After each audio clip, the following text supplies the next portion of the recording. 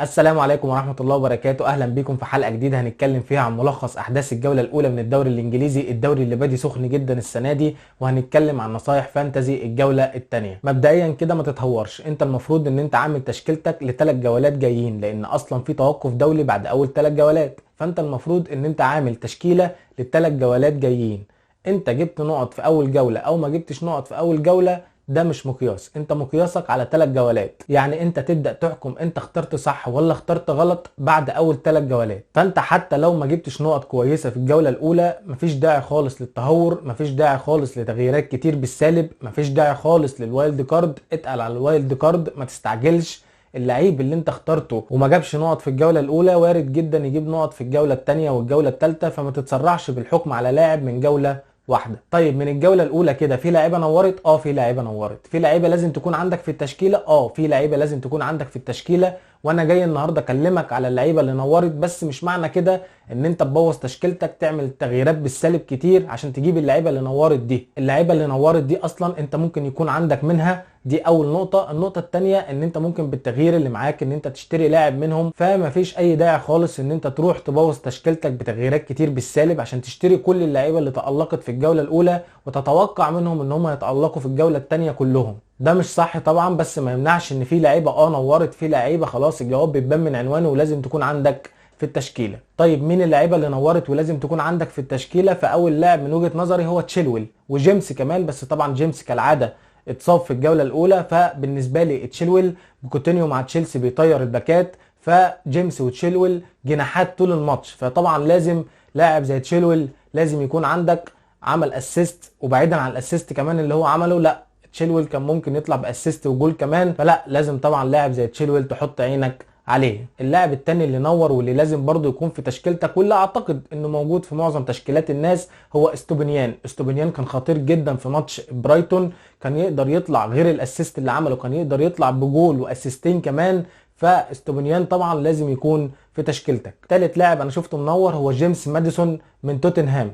توتنهام المدرب الجديد اسلوب لعبه هجومي، طبعا بعيدا عن الاسيستين اللي عملهم ماديسون كان يقدر يطلع كمان باسيست كمان، فلا انا شايف ان ماديسون هيكون خطير جدا، وهجوم توتنهام هيكون خطير جدا طول الموسم. واضح ان الراجل بيلعب بطريقه هجوميه مرعبه، فواحد من جيمس ماديسون وسون لازم يكون عندك في التشكيله، وانا برجح جيمس ماديسون. دول بالنسبه لي الثلاث لعيبه اللي نوروا، اللي الجواب فيهم بان من عنوانه، مش محتاج ان احنا نتكلم فيهم كتير. طب هل معنى ده، نرجع للنقطه الاولى تاني، هل معنى ده ان انا اروح اعمل تغييرات بالسالب، اعمل سالب 8 واروح اجيب الثلاثه؟ لا، ممكن تجيب واحد منهم لو انت طبعا ما عندكش حد منهم، انما فكره ان انت تروح تبوظ تشكيلتك وتروح تشتري الثلاث لعيبه دول او غيرهم، فده طبعا بالنسبه لي ما هو الا عك. في لاعب ظهر بشكل كويس جدا برضه في استون فيلا بغض النظر عن النتيجه الثقيله اللي شالوها من نادي نيوكاسل، ولكن ديابي من استون فيلا انا حاسس انه لاعب فانتزي. يعني انا حاسس انه اللاعب ده لاعب فانتزي يقدر يجيب نقط حتى لو ما تألقش في الماتش او ما كانش جامد في الماتش، بس تحسه اللي هو يقدر يجيب لك نقط في كل جوله، فحط عينك عليه. فلو هنرجع بشكل سريع كده للماتشات اللي اتلعبت في الجوله الاولى ونشوف ايه اللي حصل فيها بالنسبه لمانشستر سيتي وبيرلي، فانا شايف ان في مانشستر سيتي ما تجيبش غير هالاند. ليه؟ لان كل اللعيبه التانيه معرضه للروتيشن. شفنا طبعا ستونز، الناس كلها كانت حاطه امال على ستونز، فجاه ستونز احتياطي، ممكن تلاقيه اساسي الجوله الجايه. مثلا برناردو سيلفا، فودن، جيريليتش. لا انا شايف ان مانشستر سيتي كل اللعيبه معرضه للروتيشن، فانت لو هتشتري حد من مانشستر سيتي مع هالاند بالنسبه لي هيبقى ادرسون. وانا شايف كمان ان ما برجحش الخيار ده، لان الوقت اللي انت بتشتري فيه ادرسون بيضيع الكلين شيت. ما تفهمش في علاقه طرديه ما بين ضياع الكلين شيت وما بين لحظه ان انت تشتري ادرسون، فانا شايف ان انت تكتفي بهالاند. حتى دي بروين اتصاب، فهالاند حلو قوي بالنسبه لمانشستر سيتي. بالنسبه لارسنال، فارسنال هو ارسنال السنه اللي فاتت، لا ارسنال اكتر قوه كمان بوجود ديكلان رايس في وسط الملعب، فواحد من الثلاثه جابريال مارتينيلي، مارتن اوديجارد وساكا، لازم يكون معاك واحد فيهم ان ما كانش اتنين. يعني انت لو جبت اتنين من التلاتة دول فانا شايف ان انت تمام جدا ان انت تختار، ومنطقي جدا ان انت يبقى عندك اتنين من التلاتة دول، ساكا ومارتينيلي ومارتن اوديجارد. تمبر الصفقة الجديدة للأسف اتصاب وغالبا رباط صليبي. شفنا الماتش اللي فات جابريال ما لعبش، وارتيتا طلع قال ان دي اسباب فنية ملهاش علاقة باصابة ولا حاجة، واعتقد ان جابريال وصليبا الاتنين هيكونوا موجودين اساسيين في الجولة اللي جايه. نادي برايتون كسب لوتون 4، واعتقد ان النادي لوتون هيكون اول الهابطين للتشامبيونشيب السنه دي. وطبعا زي ما قلت لك في اول الحلقه لازم استوبينيان يكون معاك خطير جدا يا جماعه، ومع استوبينيان تقدر تجيب حد من خط الوسط او الهجوم، لان الفريق هجوميا قوي جدا، فلازم يكون معاك حد مع استوبينيان. بس المشكله ان انت هتكون عرضه للروتيشن، متوما، مارش، بيدرو، ويلباك، زيزو، كل دول يكون بينهم روتيشن، فخلي بالك. حتى ميتوما انا شايف ان حتى ميتوما هيتعرض للروتيشن من ديزيربي السنه دي. نادي ايفرتون دخل في مرماه هدف، وناس كتير كانت معتمده على بيكفورد في حراسه المرمى، وناس كتير كانت معتمده على دفاع نادي ايفرتون على اساس ان المدرب بتاعهم شون دايتش مدرب دفاعي طبعا، وشايف ان كان منطقي ان الناس تعتمد على دفاع ايفرتون، ولو ان بيكفورد ده انا ما بثقش فيه لحد اخر الشارع.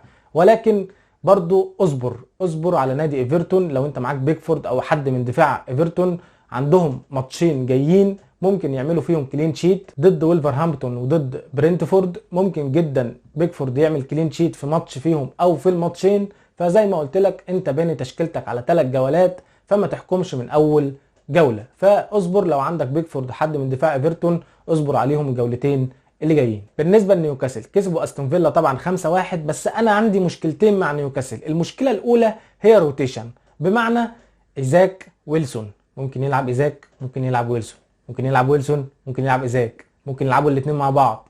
طب بارنز اللي نزل تألق في الشوط الثاني في ماتش استون فيلا، وارد يلعب اساسي وارد يلعب احتياطي.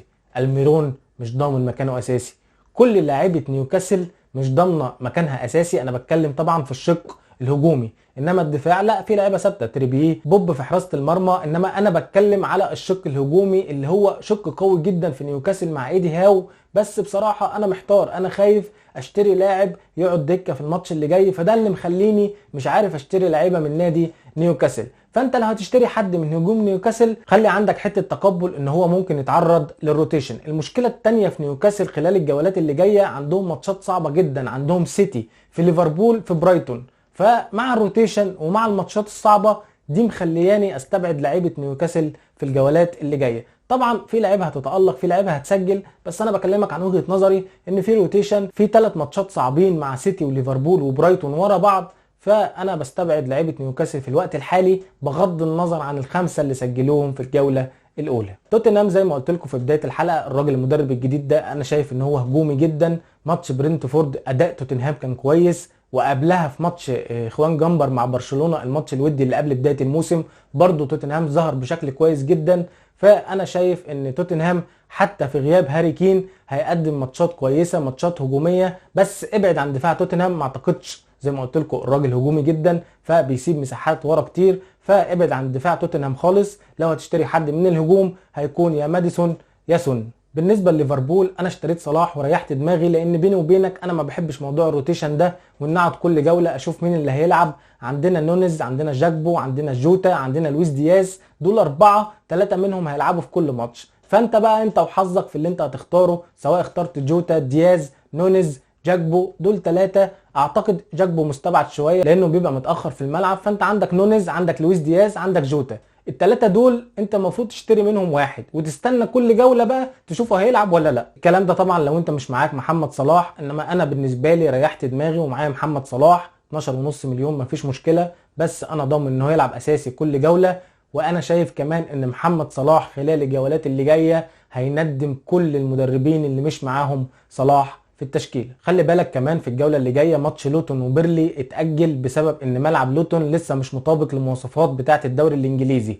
فلو عندك حد، يعني لو عندك حد من بيرلي او لوتون، فطبعا الفرقتين دول مش هيلعبوا في الجوله اللي جايه. بالنسبه للجوله اللي جايه فانا اعتقد ان في 3 ماتشات هيكون فيهم نقط كتير جدا: ماتش مانشستر سيتي ونيوكاسل، ماتش ليفربول وبورنموث، ماتش مانشستر يونايتد وتوتنهام. دول ال3 ماتشات اللي اعتقد هيكونوا فيهم نقط كتير جدا من لعيبه. طيب اكابتن مين في الجوله اللي جايه؟ فانا شايف ان الخيار الاول للكابتنه في الجوله الثانيه هو محمد صلاح ضد بورنموث. طبعا ناس كتير ليها ذكريات سيئه السنه اللي فاتت في ماتش ليفربول وبورنموث اللي خلص 9-0 لليفربول ومحمد صلاح ما عملش اي حاجه، وانا كنت عامل صلاح تريبل كابتن اصلا في الماتش ده. بس انا شايف ان الجوله الثانيه كابتنه محمد صلاح ضد بورنموث اعتقد ان هي الخيار الاول للكابتنه. طبعا تاني خيار في الكابتنه هو هالاند، هيلاعب نيوكاسل، فريق تقيل، فريق صعب، بس اتس هالاند يعني. فلو مش معاك محمد صلاح هتكابتن هالاند، لو معاك محمد صلاح انت حر، بس انا شايف ان انت لو معاك الاتنين فكابتنة محمد صلاح هتكون افضل في الجولة التانية. صحيح نسينا نتكلم عن مانشستر يونايتد، اداء سيء جدا ضد ولفرهامبتون في ملعب اولد ترافولد، راشفورد ما عملش حاجه، برونو فرنانديز ما عملش حاجه. معنى كده ان احنا نبيعهم؟ لا، هنصبر عليهم برضو للجولتين اللي جايين. ونانا عمل الصح، كافئ ملاكه 6 تصديات، نقطه بونص، 9 نقط. فونانا عمل الصح. هجوميا مانشستر ما كانش كويس، ولكن اصبر على اللعيبه اللي معاك من مانشستر يونايتد الجولتين اللي جايين. انا كده خلصت كلامي، دردشنا شويه عن اللي حصل في الجوله الاولى من الدوري الانجليزي، واحنا بنتكلم ادينا بعض النصايح للجوله الثانيه والجولات اللي جايه. ما تنساش تعمل اشتراك في القناه وتفعل زرار الجرس على الكل عشان يوصلك حلقاتنا الجديده اول باول، ونشوفكم الحلقه الجايه ان شاء الله. السلام عليكم ورحمه الله وبركاته.